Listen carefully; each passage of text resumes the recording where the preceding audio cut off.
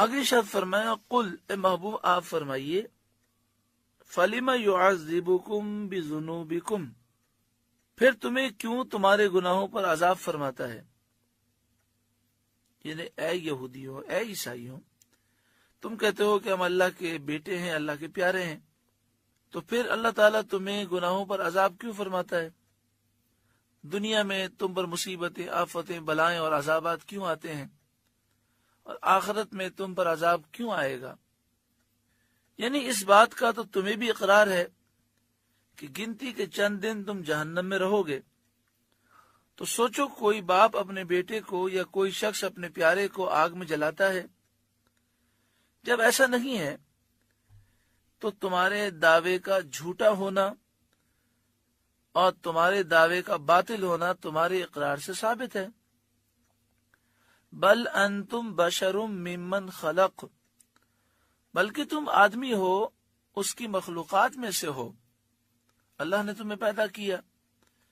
یغفر لمن یشاء، جسے چاہے بخشتا ہے، ویعذب من یشاء، اور جسے چاہتا ہے سزا دیتا ہے۔ وَلِلَّهِ مُلْكُ السَّمَاوَاتِ وَالْأَرْضِ وَمَا بَيْنَهُمَا، اور اللہ ہی کے لیے ہے سلطنت آسمانوں اور زمین اور ان کے درمیان کی، سب چیزوں کا مالک اللہ ہی ہے۔ وَإِلَيْهِ الْمَصِيرُ، اور اسی کی طرف پھرنا ہے۔ یا اہل الکتاب، اے اہل کتاب، اے کتاب والوں، قد جاءکم رسولنا، بے شک تمہارے پاس ہمارے یہ رسول تشریف لائے، یعنی سید عالم صلی اللہ علیہ وآلہ وسلم تشریف لائے۔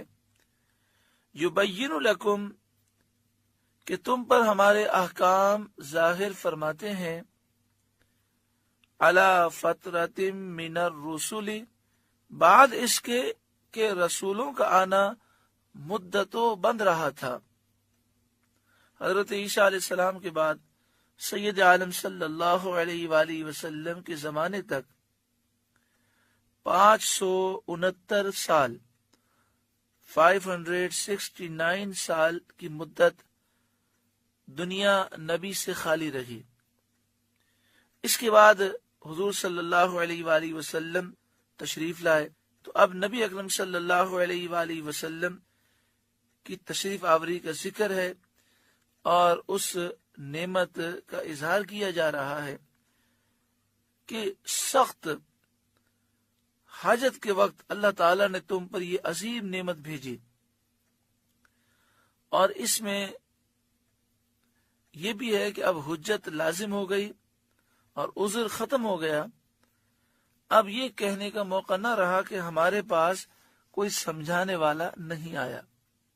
ان تقولوا ما جاءنا من بشیر ولا نذیر، کہ تم کہو ہمارے پاس کوئی خوشی اور ڈر سنانے والا نہ آیا۔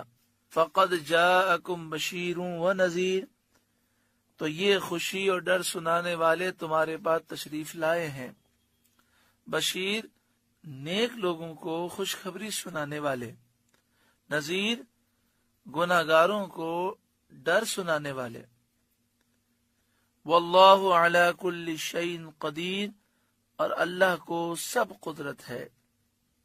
اللہ رب العالمین ہم سب پر کرم فرمائے۔ سورۃ المائدہ کا 3 رکوع مکمل ہوا۔ اللہ تعالیٰ اس رکوع کے نور سے ہمارے ظاہر باطن کو، ہمارے قلوب کو روشن و منور فرمائے۔